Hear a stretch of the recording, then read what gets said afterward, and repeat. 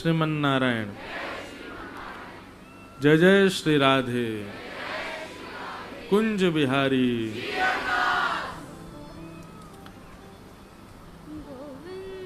ठाकुर जी की अहितु की कृपा से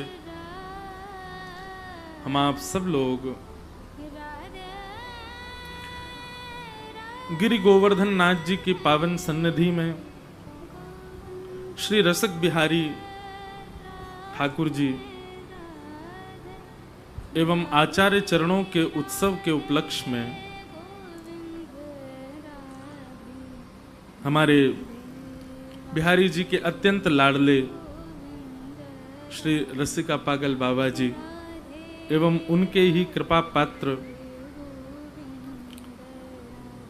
परम स्नेही एवं परम श्री लाडली जी के प्रिय श्री चित्र विचित्र जी महाराज, आप दोनों के सत्संकल्प से गुरुदेव की मंगलमयी उत्सव की स्मृति में ये भागवत की कथा यहाँ गिरिराज जी में हो रही है।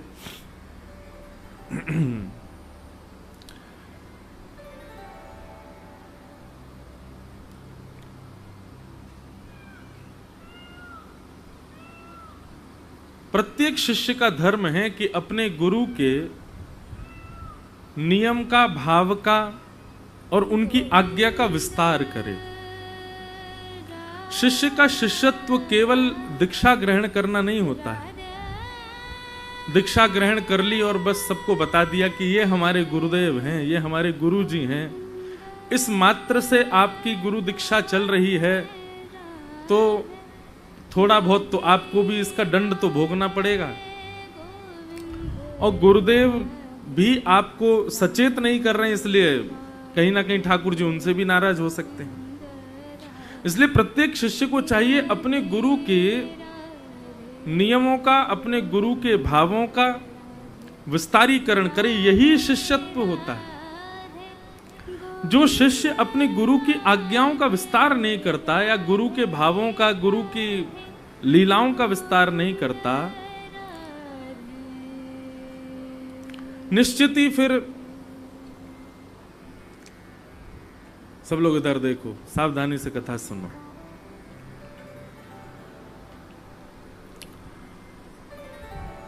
निश्चित ही वो भगवत प्राप्ति से वंचित रहेगा। महाराज जी एक बहुत सुंदर प्रसंग आता है गिरिराज जी का कि गुसाई श्री विठलनाथ जी जब विराजते थे और श्री ठाकुर जी की सेवा करते थे, बंधु हमारे जैसे वृंदावन के सप्तनिधि ठाकुर जी हैं, वैसे ही वृंदावन के ठाकुर जी श्रीनाथ जी हैं। और कलिकाल में इतनी लीलाएं वृंदावन के अन्य ठाकुरों ने नहीं की जितनी लीला हमारे श्रीनाथ जी ने की है। कलिकाल में श्रीनाथ जी ने गिरिराज जी से प्रकट होकर के पुनः एक बार को कलयुग में ऐसा लगने लगा कि द्वापर युग आ गया है क्या। जैसे नंदनंदन लीला द्वापर में करते थे, वैसी ही लीला श्रीनाथ जी यहां गिरिराज जी में करते थे। गोविंद स्वामी जी के साथ में दुबका धाई खेलते थे इसी पर्वत पर, इन्हीं गिरिराज जी में। गोविंद कुंड है आगे, थोड़ा आप आगे जाएंगे तो वहां भीतर कच्ची परिक्रमा में अंदर अंदर जाएंगे तो वहां गोविंद कुंड आएगा। वहां ठाकुर जी खूब कूद कूद के नहाए हैं इसी कलिकाल में। ऐसी ऐसी लीलाएं ठाकुर जी ने करी हैं। तो एक बार की बात है कि गुसाई श्री विठलनाथ जी अपने किसी शिष्य से नाराज हो गए। और एक बात कहें बंधुओं, ठाकुर जी कभी नाराज नहीं होते। सदैव प्रयास करो कि कोई वैष्णव, कोई भक्त, कोई गुरु हमसे रुष्ट ना हो, वो नाराज ना हो। बस ठाकुर जी पे इतना समय नहीं कि वो हमसे नाराज हों। उनको नेह लड़ाने वाले, नेह उनसे करने वाले अनेक हैं। तुम्हारी एक की गरज नहीं पड़ी ठाकुर जी को। ठाकुर जी नाराज नहीं होते, लेकिन प्रयास करो कि कभी कोई वैष्णव भक्त और गुरुदेव हमसे नाराज ना हो। तो एक बार गोसाई श्री विठलनाथ जी नाराज हो गए अपने एक शिष्य से, और नाराज होकर के उन्होंने गिरिराज जी से ही बाहर कर दिया, बोले तुम जाओ यहां से छोड़ करके, दिखना नहीं हमको, और हमारी आज्ञा है कि इस गोवर्धन परिसर में तुम्हारा कहीं भी तुम दिख गए हमको तो फिर देखना। और बेचारे से अपराध तो हो ही चुका था, निकल गए, दूर जाकर के बैठे, रोने लगे। गुरुदेव मुझसे नाराज हो गए, गिरिराज जी से दूर कर दिया। खूब प्रयास किया, लेकिन गुरुदेव जब नहीं माने तो भ्रमण करते करते आगरा चले गए।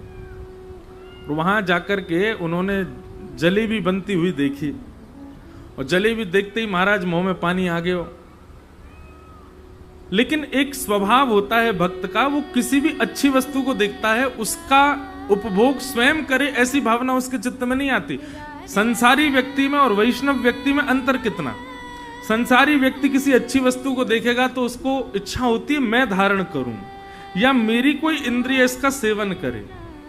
अच्छा कोई वस्त्र दिख गया तो मैं पहन लूं, कोई भोजन की वस्तु दिख गई तो मैं खा लूं, कुछ भी संसार की कोई भी सुख देने वाली वस्तु को अपने ऊपर लागू करे, वो संसारी व्यक्ति है। लेकिन किसी भी सुखद वस्तु को देख करके उसके मन में आए ये तो मेरे ठाकुर जी को पधरानी है, ये तो मेरे ठाकुर जी को प्राप्त होनी चाहिए।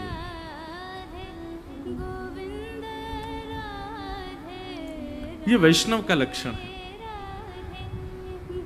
ढकेल पर जलेबी बन रही थी, जलेबी बनती देख उनके मन में आया अगर मैं गिरिराज जी में होता तो मैं भी जलेबी बनाता, जलेबी बना करके श्रीनाथ जी को भोग लगाता, ठाकुर जी पाते, कितना सुख मिलता। और वहां आगरा में बैठ करके केवल वो विचार कर रहे थे, और विचार करते करते रुदन करने लगे, इतने भाव में चले गए।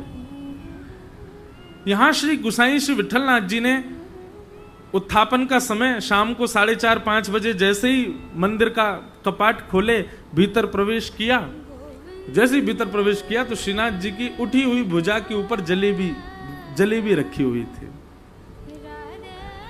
गुसाई जी बोले जय जय,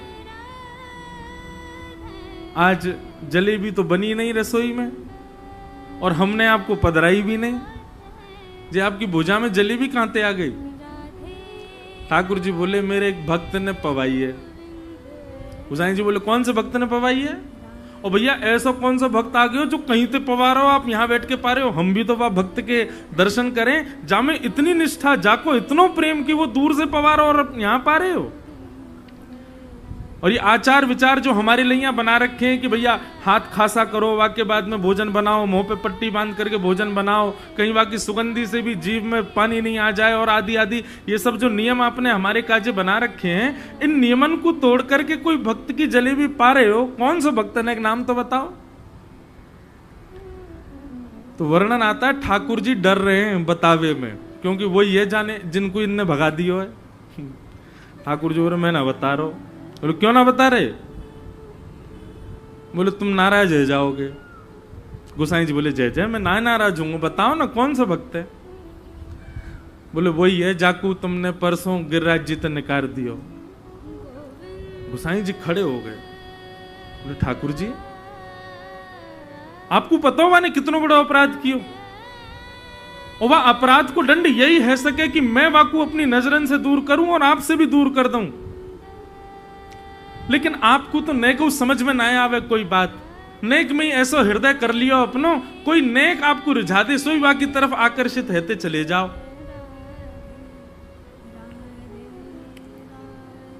श्रीनाथ जी का जो उत्तर है ना अति। श्रीनाथ जी बोले गुसाई जी भक्त में गुण देखनो और फिर वह गुण को देख करके वह भक्त को मेरे चरणन में लगानो, ये तो गुरु को काम है। अब गुरु अपनी ज्ञान के बल से, अपने भाव के बल से, अपने जाप के बल से शिष्य को त्याग और स्वीकार दोनों करने में सक्षम होवे। लेकिन मैं कहा करूं, मेरा तो ऐसा स्वभाव है गयो है, मैं जाकू एक बार स्वीकार कर लूं वा को कभी त्याग ना कर पाऊं। जो एक बार मेरो है जाए ना, मैं फिर चाहे वो कितनों गलत करे, मैं वहां को त्याग ही ना कर पाऊं, ये मेरा स्वभाव है। गुसाई जी घुटनों पर बैठ गए, खूब रोए ठाकुर जी के आगे। ठाकुर जी कभी किसी का त्याग नहीं करते बंधु। वो बात अलग है कि हम ठाकुर जी के आगे पड़े ही नहीं, हम उनके स्वीकार के योग्य बने नहीं। एक बार पकड़ कर के कोई को छोड़ा हो ऐसा मैंने दूर दूर तक कहीं ना देखो। ठाकुर जी कभी त्याग नहीं करते। और कभी ठाकुर जी को क्रोध आता भी है ना किसी के अपराध पर, या किसी विशेष रूप से तो किसी भक्त का अपराध करो तो ही ठाकुर जी नाराज हो में, तो वहां में भी ठाकुर जी अगर नाराज हो में तो बस विरह दे सकें, कोई वैष्णव से आपको डांट पड़वा सकें, लेकिन स्वयं आपसे कुछ नहीं कहेंगे, क्योंकि ठाकुर जी को स्वभाव है वो कोई को त्याग ना करे। हे गुसाई जी, ये तो आपको स्वभाव है, ये आपको स्वरूप है। आप गुरु हो, आप आचार्य हो, आप कोई को त्याग भी कर सको, कोई को अंगीकार भी कर सको, पर मैं तो, मेरा तो स्वरूप ही ऐसा बनो है कि मैं जाकू एक बार स्वीकार कर लूं, फिर वाके अनंत दुर्गुणन को न विचार करते हुए वाको कभी त्याग ना कर पाऊं। ये मेरा स्वरूप है। गुसाई जी ने तुरंत उस वैष्णव को बुलाया और बुला करके पुनः सेवा प्रदान करी और फिर से गिरिराज जी में उसको सेवा में रखा। कैसे ठाकुर जी कितने सीधे हैं, बहुत सरल हैं ठाकुर जी। तो गुरु प्रसन्न,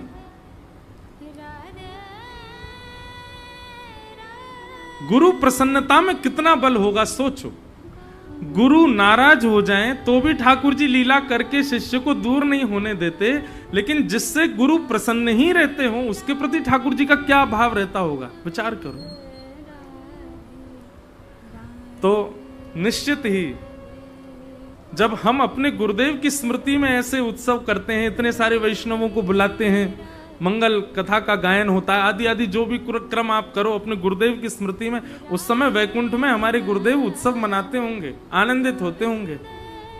अच्छा, पूज्य श्री मलुकपीठ वाले महाराज जी एक बार बात कर रहे थे, हमारे पूज्य पिताजी महाराज के गुरुदेव के उत्सव में कथा हुई, तो महाराज जी बोले जब कोई भक्त अपने गुरु के उत्सव में कथा आदि कराता है ना, तो ऐसा प्रतीत होता है कि उस दिन, जिस दिन गुरुदेव का उत्सव प्रारंभ हुआ, उस दिन से लेकर के जब तक गुरुदेव का उत्सव चल रहा है, तब तक ठाकुर जी वैकुंठ में गुरुदेव की कुंज में ही विराजते हैं।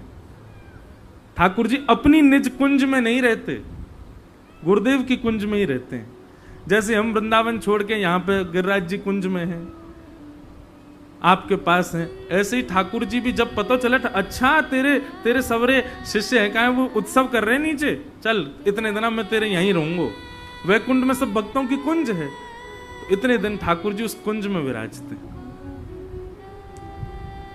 बंधुओं, भगवत प्राप्ति के केवल दो साधन हैं। प्रथम गुरु कृपा, यदि गुरु कृपा हो जाए तो आप कोई साधन मत करो, कुछ मत करो, गुरु केवल प्रसन्न है आपसे, इसी मात्र से भगवत प्राप्ति संभव है। और दूसरा भगवत प्राप्ति का साधन है भगवान की लीलानुकथा। ठाकुर जी की कथा यदि जीवन में आ जाए तो ये दो ही साधन किसी के जीवन में यदि प्रबल रूप से प्रतिष्ठित हो जाएं, निश्चित है भगवत प्राप्ति में कोई बाधा नहीं आ सकती। तो ऐसे गुरुदेव के उत्सव के स्वरूप में हम आप सब लोग यहाँ पर आनंदित हो रहे हैं, बढ़िया प्रेम से ठाकुर जी का, रसिक बिहारी लाल जी का दर्शन कर रहे हैं, श्री राधा रसिक बिहारी, और इतने सारे वैष्णव यहाँ पर आ रहे हैं। आज पूज्य पिताजी महाराज भी कथा में पधार रहे हैं, शाम को कथा में उनका भी दर्शन होगा, और भी कई वृंदावन के रसिक जन, संत जन सब यहाँ नित्य पधार ही रहे हैं, सब लोग आएंगे। आज सुबह गौरांगी शरण कुंज जहां पर श्री गिरधर लाल जी विराज रहे हैं, वहां इतना सुंदर उत्सव हुआ है। सुबह ठाकुर जी खसकी कुंज में विराजे हैं, और वहां आज ठाकुर जी फूल बंगला और जल क्रीड़ा कर रहे थे। इतना सुखद आनंद सुबह के सत्र में यहाँ पर हो रहा है। और रात में अपनो आनंद करवे हम लोग साइकिल पे बैठ के चले जाएं, साइकिल, मोटरसाइकिल, गाड़ी, जाकू जो हाथ पड़े वो वहीं पे चल दे, और श्री गिरिराज जी की परिक्रमा करके आमे। खूब सुख के साथ उत्सव चल रहा है। आज तृतीय दिवस है कथा का। कल हम लोग बड़े प्रेम और भाव से भागवत जी के मंगलाचरण का रस स्वादन पान कर रहे थे। अब आगे के क्रम में प्रवेश करते हुए फिर भगवत लीला सुनेंगे।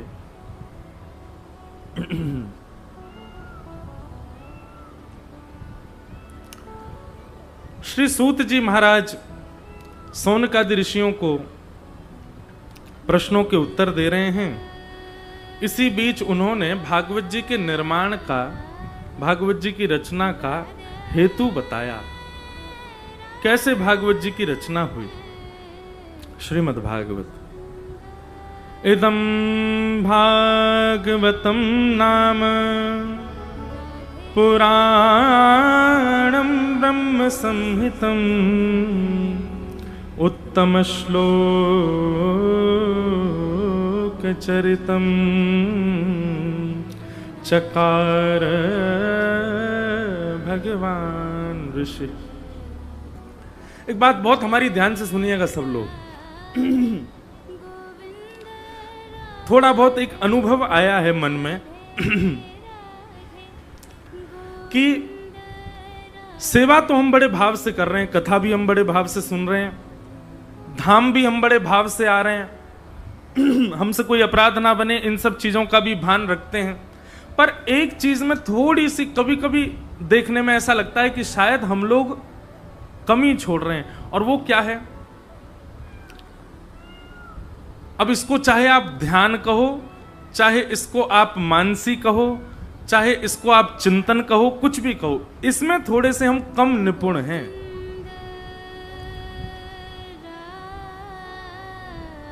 हम लोग चिंतन नहीं करते। हम लीला सुनते हैं, कथा सुनते हैं, और जितनी देर लीला कथा सुनते हैं उतनी देर हमको बहुत सुख मिलता है। हम दर्शन करते हैं उतनी देर बहुत सुख मिलता है।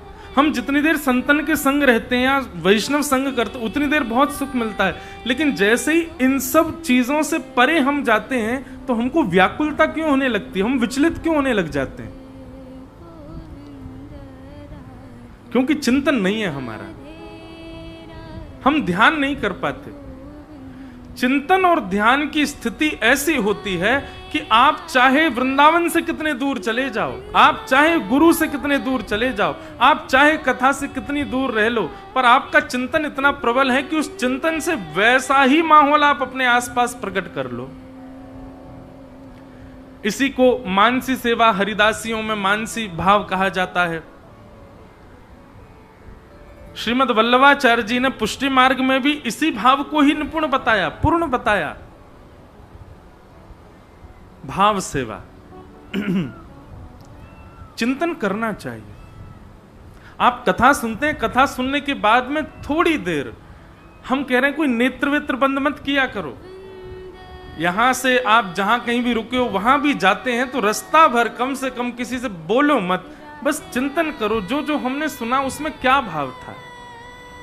चिंतन से बहुत कुछ प्रकट होता है।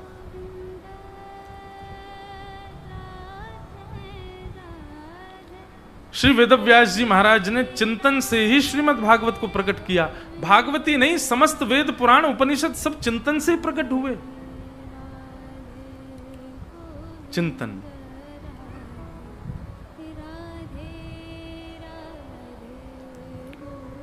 और यदि कोई बाहर का कोई विषय या बाहर का कोई, जैसे घर परिवार के कुछ हो जाती हैं लीलाएं, उनके कारण चिंतन नहीं भी बन पाता तो थोड़ी बहुत देर के लिए विचलित होने से कोई अपराध नहीं, पर विचलन दूर होते ही पुनः उस चिंतन में जाओ।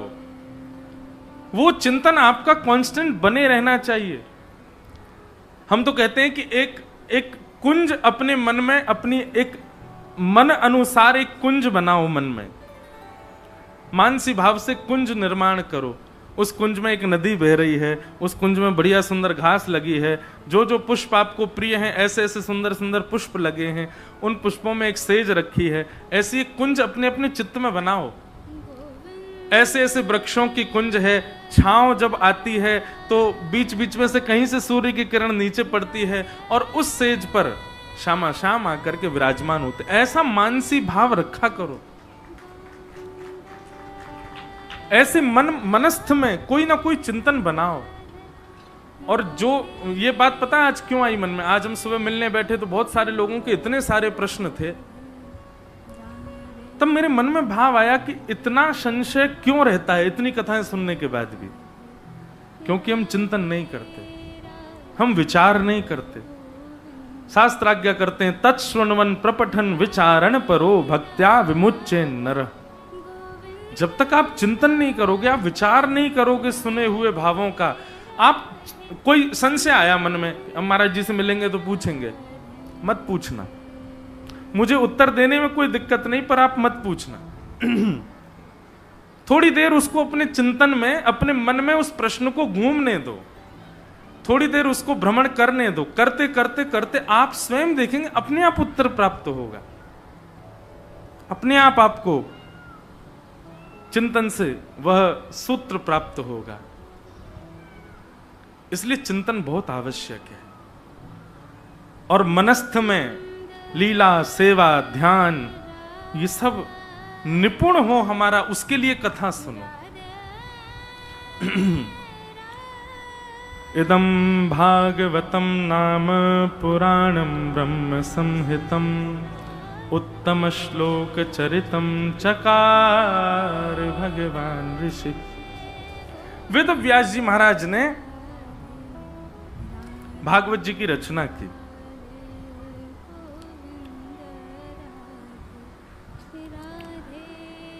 हमारे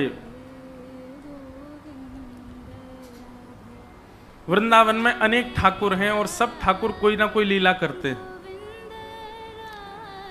श्री हरिदास परंपरा में ही श्री गोरीलाल कुंज है वृंदावन में, और वहां के श्री गोरीलाल ठाकुर जी इतने अद्भुत ठाकुर जी हैं। आप में से कितने लोगों ने दर्शन किए गोरीलाल जी के? सब ने नहीं किए होंगे, अपने परंपरा वालों ने किए होंगे। वो ठाकुर जी विराजमान भी ऐसी जगह पर हैं कि हर कोई वहां पहुंच ही नहीं पाएगा। लेकिन सुनो, वृंदावन आके क्या करते हो आप? केवल बिहारी जी को रास्ता पता, वहीं चले जाओ। राधा वल्लभ जी, अरे जो नहीं पता वहां जाओ, उन स्थानों को ढूंढो। श्री गोरीलाल कुंज जाइएगा, वहां दर्शन करो। अब कहाँ है ये तो हम अब क्या बताएं, अपने आप ढूंढो, मेहनत करो वृंदावन जाके। तो न ठीक करो भैया, अजीब सी आवाज आ रही है। तो गोरीलाल ऐसे ठाकुर जी हैं। महाराज जी, पूज्य श्री गोरीलाल कुंज वाले महाराज जी से सुनी हुई चर्चा है। गोरीलाल बिहारी जी जो हैं वहां पर, अब इस नाम का अर्थ क्या? गोरीलाल मतलब, अब सामान्यतया अर्थ करने वाले तो ये कहेंगे गोरी कौन है, बोले कि किशोरी जी हैं, और लाल कौन है, बोले ठाकुर जी हैं। पर ये नहीं है अर्थ इसमें। गोरी लाल बोले लाल जी जहां गोरी बन के बैठे हैं, मतलब जहां किशोरी जी के रूप में बैठे हैं, वो गोरी लाल। वहां पर कृष्ण रूप में श्री किशोरी जी हैं और किशोरी जी के रूप में ठाकुर जी हैं, इसलिए गोरी लाल। लाल जी गोरी बन करके विराजमान है। अच्छा जी, गोरी लाल केवल गोरी लाल कुंज में ही नहीं है, वृंदावन के सबरे ठाकुर जी गोरी लाल हैं। एक भी ठाकुर, राधा रमन जी देखो, जब श्रृंगार करेंगे तो अपने बाम श्रृंगार में अपने शीश पर निश्चित किशोरी जी का स्वरूप धारण करेंगे, चोटी धारण करेंगे। बिहारी जी को जाकर के तो लहंगा फरिया पहनेंगे। ये सबरे लाला गोरी बने हुए हैं। जिस प्रकार अपने गुरु की प्रसादी को शिष्य धारण करता है, ऐसे वृंदावन में जितने भी हमारे लाल जी हैं सबरे गोरी बने हुए हैं, सब किशोरी जी की प्रसादी धारण करते हैं। तो गोरी लाल ठाकुर जी, गोरी लाल बिहारी जी रसिक त्रिवेणी है वहां पर, बहुत सुंदर स्थान है। उस स्थान पर निश्चित जाइएगा। तो वहां का एक लीला दर्शन है, बहुत सुंदर दर्शन। महाराज जी एक बार सुना रहे थे कि हरिदास परंपरा के चौथे आचार्य श्री नरहरि देव जी, जिनको ठाकुर जी प्राप्त हुए श्री गोरीलाल जी, उनको कैसे प्राप्त हुए? श्री नरहर देव जी एक दिन सो रहे थे, तो सोते सोते स्वप्न में उनको ये दर्शन हुआ कि ठाकुर जी किशोरी जी के रूप में खड़े हैं और किशोरी जी ठाकुर जी की तरह वंशी बजा रही हैं। ठाकुर जी तो गोरे गोरे लग रहे हैं, किशोरी जी सांवली सांवली लग रही हैं। ये उनको स्वप्न में दर्शन हुआ, और जब स्वप्न में दर्शन हुआ तो स्वप्न जब खुला तो उठ करके इतने व्याकुल हो गए, बेचैन हो गए, ठाकुर जी से प्रार्थना करने लगे, बोले नाथ आप इतने प्यारे लग रहे, इतने सुंदर लग रहे, कृपा करो या दास के ऊपर और यहां पधारो, सेवा प्रदान करो। रोज यही प्रार्थना करते कि वो स्वप्न मुझे दोबारा आवे, वो स्वप्न में मुझे वो जो दर्शन हुआ वो मुझे बार बार दिखे। पर ठाकुर जी ने एक दिन स्वप्न में प्रकट होकर के आश्वासन दिया कि चिंता नहीं करो, हम जल्दी आएंगे आपके यहां। मथुरा के एक व्यापारी थे, नमक का व्यापार करते थे। उनके यहां नमक कट्टों में भर भर के आते थे। एक बार उन नमक के कट्टों के बीच मेवाओं का कट्टा आया, तो व्यापार के नीचे काम करने वालों ने बताया, बोले महाराज ये नमक के जो कट्टे आए हैं हमारे व्यापार, इसमें एक मेवाओं का कट्टा है। उन्होंने जैसे ही उसको खोल करके देखा, उसके भीतर श्री युगल सरकार विराजमान थे और उनकी चरण चौकी पर लिखा था श्री नरहरिदास के ठाकुर जी। आज भी श्री गोरीलाल कुंज ठाकुर जी नाम लेकर के आए कि हम उनके हैं। तो व्यापारी तो उनको सेवा करते थे, अब लोग बाग दर्शन करते थे, बोले वाह भाई कहीं ठाकुर जी प्रकट हुए, मेवा की कट्टा में से निकल के आए। तभी एक आचार्य दर्शन करने गए और उन आचार्यों ने दर्शन करके जब देखा, बोले कि यहाँ नीचे लिखा है नरहर देव के ठाकुर जी। बोले अरे ये तो वृंदावन में श्री नरहर दास जी हैं, उन्हीं का नाम है, शायद उन्हीं के ठाकुर जी हैं। और जैसे ही वो ठाकुर जी उनको दिखाए तो वो समझ गए, तो स्वप्न में दिखे थे वही लाल जी। इस प्रकार ठाकुर जी अपने आप कृपा करके उनके यहाँ पधारे। उनकी एक इतनी मधुर लीला, ये सब देखो चिंतन से प्रकट होता है। इसीलिए मैं चिंतन पर जोर दे रहा हूं, चिंतन किया करो। ठाकुर जी का श्रृंगार करो, जैसा आप करते हैं अपने ठाकुर जी का नित्य श्रृंगार करो। श्रृंगार करने के बाद भोग पधराओ, भोग पधराने के बाद फिर जितनी देर ठाकुर जी भोग लगा रहे उतनी देर क्या करोगे? एकांत में बैठो और उन्हीं ठाकुर जी का जिनका आपने श्रृंगार किया है, अब उन्हीं को चैतन्य रूप में अपने कुंज में बिठाओ। हमारे ठाकुर जी लड्डू गोपाल हैं, हमारे ठाकुर जी त्रिभंग लली हैं, हमारे ठाकुर जी गिरधर लाल हैं। तो जब चिंतन उनका करो ना, तो वो ऐसे नहीं दिखने चाहिए, वो फिर चलते फिरते आपको दिखाई दें। वो मुस्कुरा रहे हैं, वो अपने नेत्र बंद कर रहे हैं, खोल रहे हैं, उठ रहे हैं, बैठ रहे हैं, ये सब लीलाएं दिखें आपको अपने चिंतन में। आप बस इतना चिंतन करो कि ठाकुर जी चल करके कुंज में आ रहे हैं, बाकी की लीला ठाकुर जी अपने आप करते जाएंगे।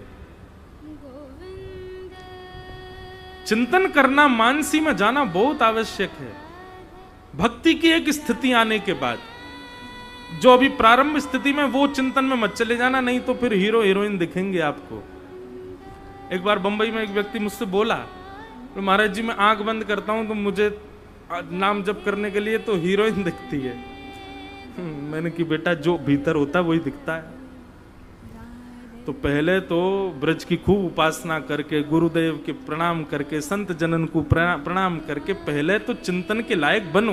पर यहां पर कई वैष्णव बैठे, इसलिए मैं इस विषय को कह रहा हूं कि अब समय है चिंतन में जाने का, अब समय मानसी में जाने का। ठाकुर जी जितनी देर भोग लगाएं आप मानसी में रहो। तो एक बार की लीला कि श्री गोरीलाल बिहारी जी सुबह सुबह मंगला में दूध भोग पधराया गया, और दूध भोग के बाद में थोड़ी देर चिंतन करके आचार्य जब पुनः गए भीतर, तो भीतर जाकर के देखा कि ठाकुर जी और किशोरी जी दोनों दूध में नहाए भये हैं। ऊपर से नीचे तक पूरा दूध फैला रखो अपने ऊपर।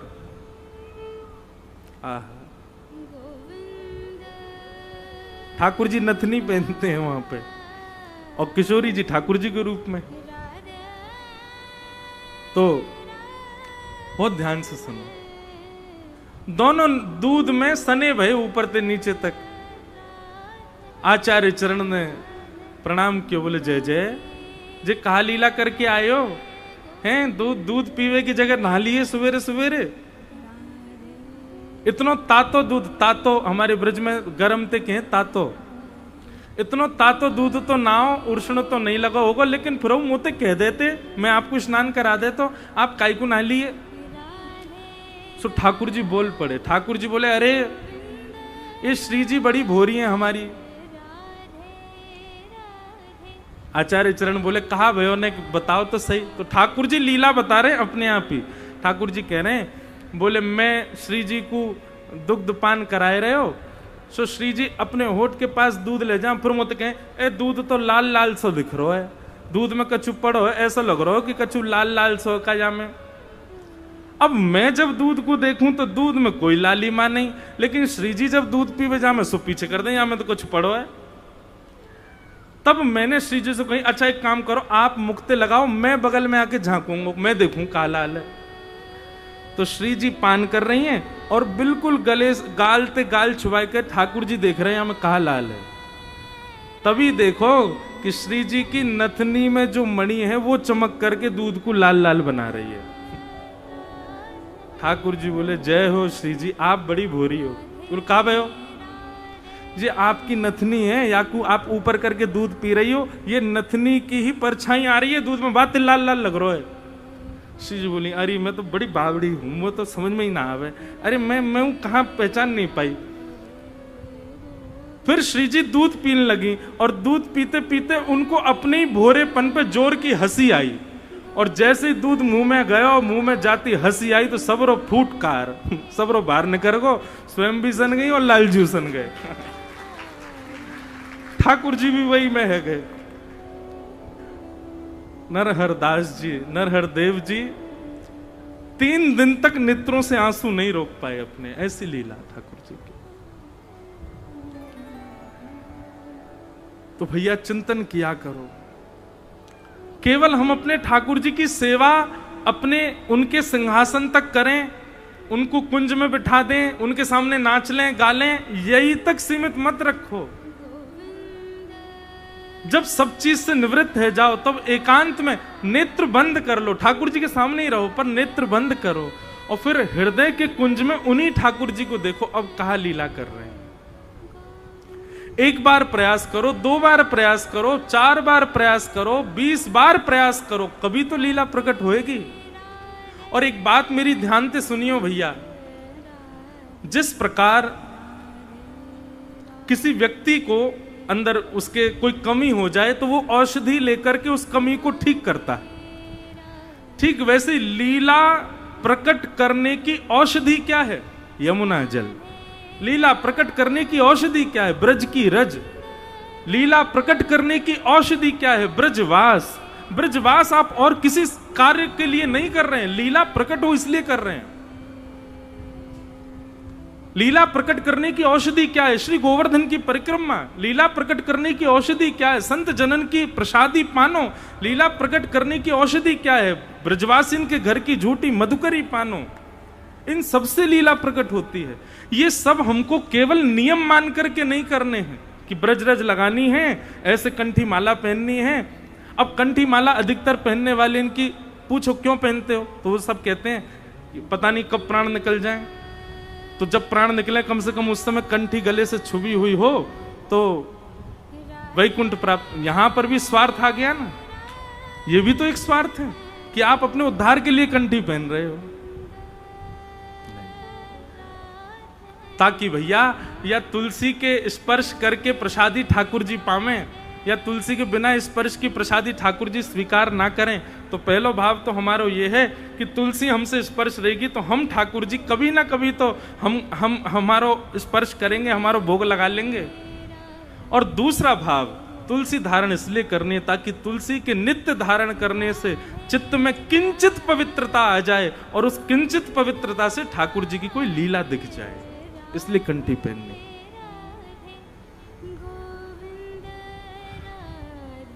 चिंतन नित्य करो।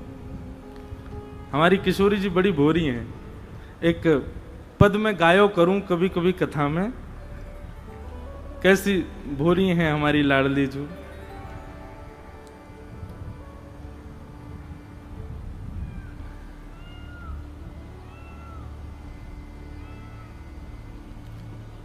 सहज अटपटी बोलनी प्यारी जू की, सहज अटपटी बोलनी प्यारी जू की, सहज अटपटी बोलनी प्यारी जू की, सहज अटपटी बोलनी,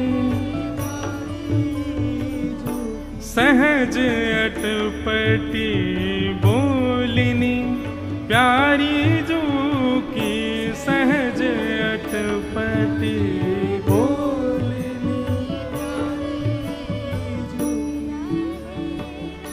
हो पिए तुम उर्वस कौन तिय, हो पिए तुम उर्वशी कौन तिय, पहरे नील निचोरनी प्यारी जू की, सहज अटपटी बोलनी प्यारी जू की, सहज अटपटी बोलनी प्यारी जू की, सहज अटपटी बोलनी।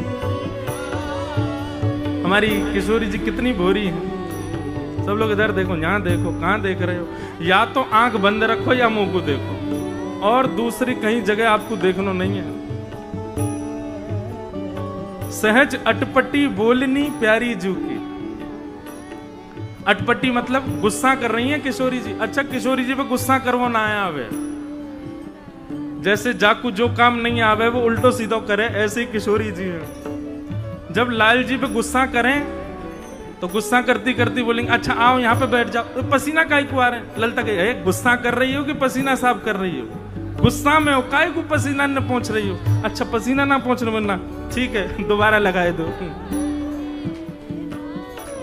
किशोरी जी पे आवे ना है गुस्सा कर वो, इसीलिए अटपटी। अटपटी मतलब कभी तो अच्छी भी बोल दें और कभी गुस्सा करवे को केवल प्रयास करे, लेकिन आवे ना है उन पे। सहज अटपटी बोलनी। काय बात पे नाराज हैं भैया? बोले आज लाल जी एक नीली नीली मणि पहन करके आए हैं, और वह नीली मणि को देख करके किशोरी जी गुस्सा है रही है।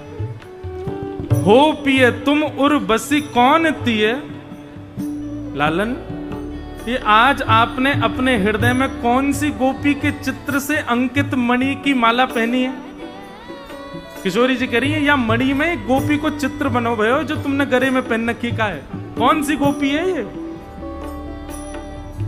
ठाकुर जी ने अच्छा जे बोले हाँ।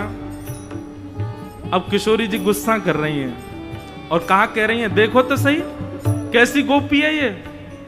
हम हूते गुण रूप सुंदर, हम हूते गुण रूप गुण सुंदर, हम हूते गुण रूप सुंदर, हम हूते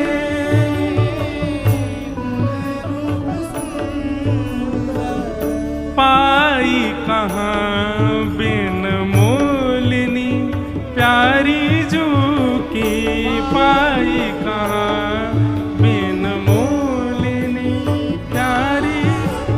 किशोरी जी कह रही हैं ये देखो तो सही गोपी हम तो ज्यादा सुंदर लग रही है, इतने सुंदर रूप और गुण तो मेरे ऊ ना है जितने या गोपी के लग रहे हैं जो आपने पहन रखी का है। ठाकुर जी कह रहे हैं हाँ वो बात तो है आप तो सुंदर है। तो अब किशोरी जी गुस्सा में कह रही हैं कहां से मिल गई है बिना मोल की आपको है?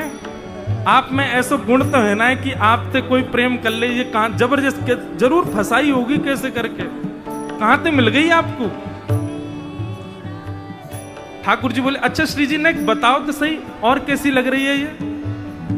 तब किशोरी जी कह रही हैं बड़े बड़े नैन अरुण कजरा रे, बड़े बड़े नैन।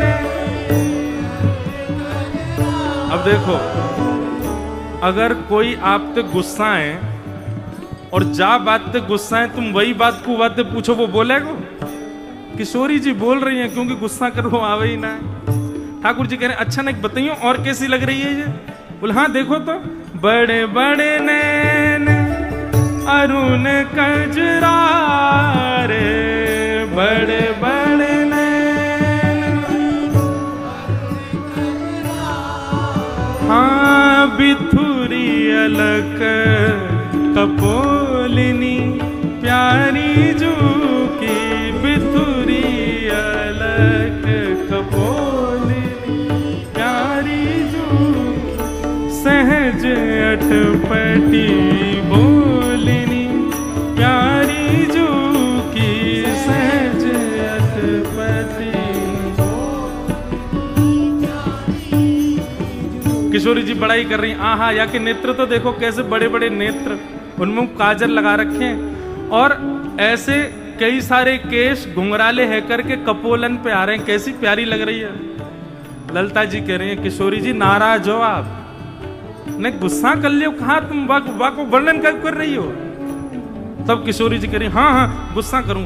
उमगी उमगी सनमुख आवत, उमगी उमगी के सनमुख आवत, उमगी उमगी के सनमुख आवत,